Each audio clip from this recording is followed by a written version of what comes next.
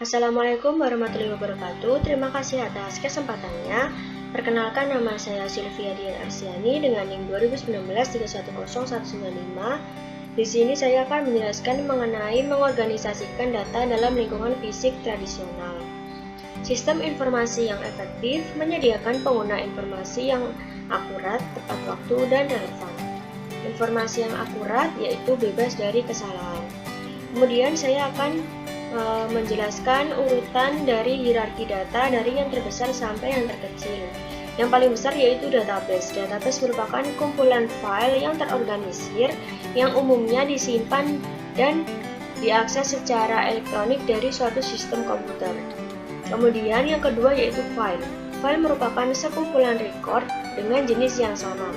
Kemudian yang ketiga adalah record. Record merupakan sekelompok file yang saling berhubungan.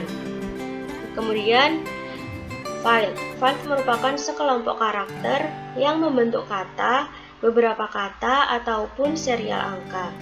Kemudian yang lebih kecil lagi yaitu byte. Byte merupakan sekelompok bit mewakili satu buah karakter tunggal yang dapat berupa huruf, angka, atau simbol. Kemudian yang paling kecil adalah bit. Bit merupakan mewakili unit data terkecil yang dapat ditangani oleh komputer. Baik, yang selanjutnya saya akan jelaskan mengenai masalah dalam lingkungan data tradisional.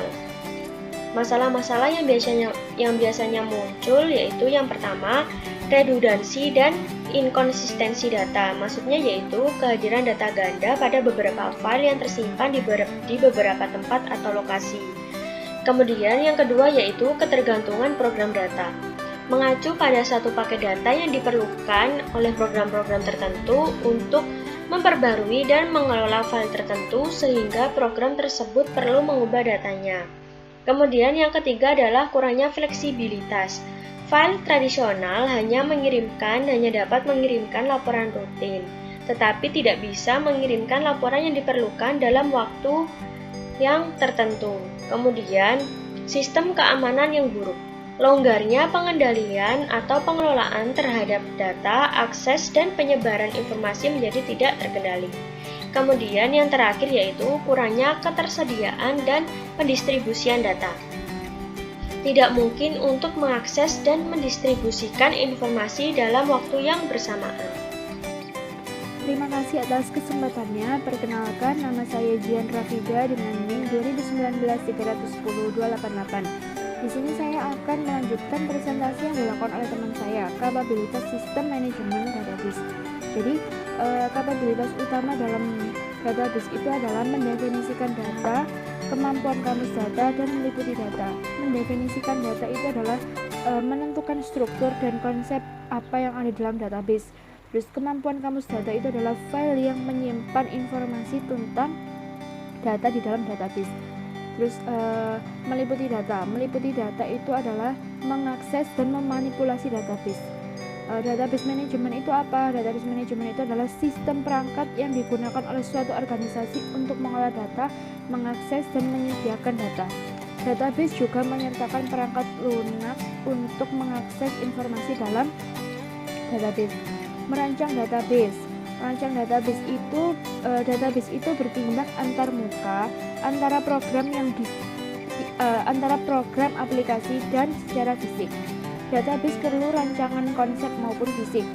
Database manajemen ini meringankan pengguna dalam menggunakan data dan memahami data, bagaimana suatu data itu disimpan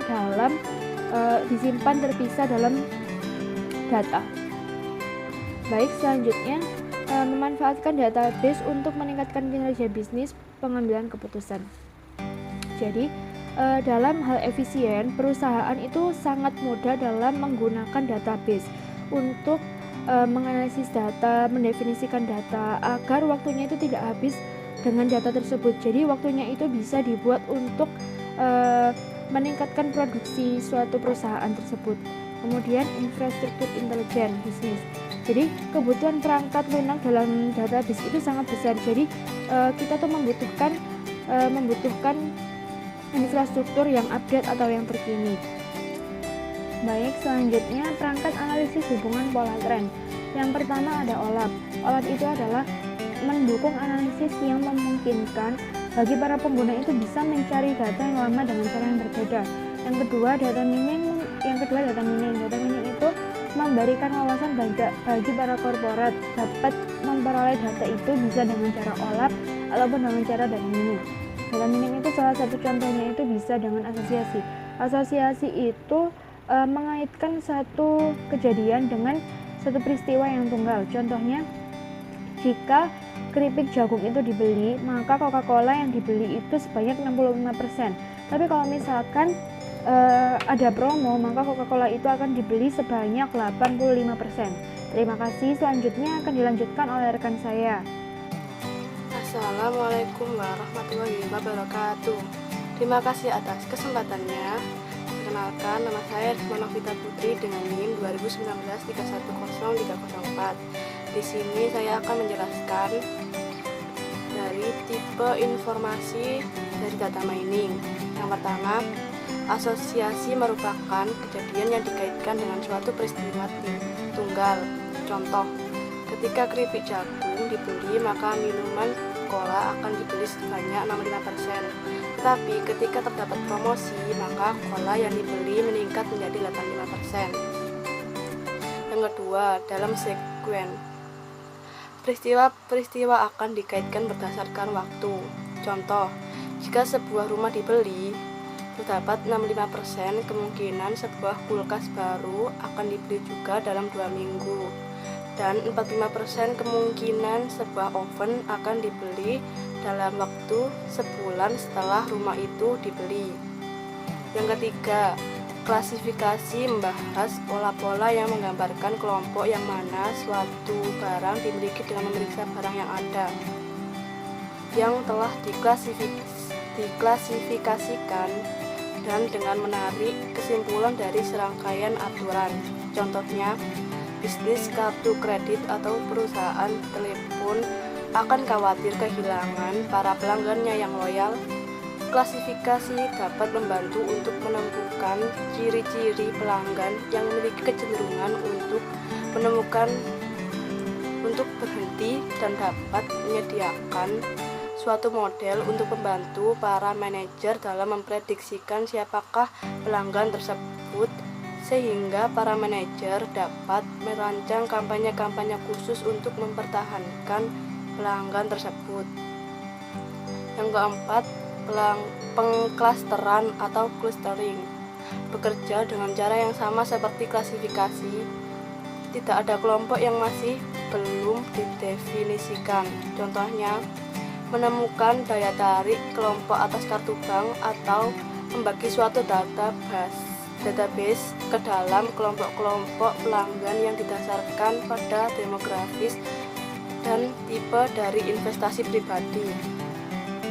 Yang kelima, peramalan menggunakan serangkaian nilai yang ada untuk meramalkan berapa besar dari nilai lainnya. Contohnya, peramalan akan menemukan pola-pola dalam data untuk membantu para manajer dalam mengestimasi nilai masa mendatang dari variabel-variabel yang terus-menerus seperti angka penjualan. Text mining dan web mining. Text mining dapat didefinisikan sebagai suatu proses menggali informasi di mana seorang user berinteraksi dengan sekumpulan dokumen menggunakan tools analisis yang merupakan komponen-komponen dalam data mining, yang salah satunya adalah kategorisasi. Tujuan dari text mining adalah untuk menganalisis transkrip dari panggilan kepada pusat layanan pelanggan untuk mengidentifikasi layanan utama dan menyelesaikan masalah atau untuk mengukur pendapat pelanggan mengenai perusahaan. Kemudian, web mining. Web mining adalah ekstraksi pola-pola penting dan bermanfaat, namun tersimpan secara implisit pada kumpulan data yang relatif besar pada layanan World Wide Web. Manfaat dari web mining adalah untuk membantu mereka dalam memahami perilaku konsumen, melakukan evaluasi atas keefektifan situs web tertentu atau kuantitas dari keberhasilan suatu kampanye pemasaran. Sekian dari saya. Untuk selanjutnya akan dilanjutkan dengan rekan saya. Terima kasih. Wassalamualaikum warahmatullahi wabarakatuh. Assalamualaikum warahmatullahi wabarakatuh. Terima kasih atas kesempatannya. Perkenalkan, nama saya Aulia Naura dengan NIM 2019-310334. Di sini, saya akan melanjutkan presentasi dari rekan saya Risma. Dan kali ini, saya akan membahas sekilas tentang database dan web. Database adalah kumpulan data yang disimpan secara sistematis di dalam komputer yang dapat diolah atau dimanipulasi menggunakan perangkat lunak untuk menghasilkan informasi. Database tersebut memiliki tujuan. Tujuan dari database adalah menyediakan penyimpanan data untuk dapat digunakan oleh organisasi saat sekarang dan masa yang akan datang. Yang kedua, memudahkan pemasukan data. Yang ketiga, pengamanan data terhadap kemungkinan penambahan, pengubahan, pengerusakan, dan gangguan-gangguan lain. Yang keempat, ada menentukan kualitas informasi.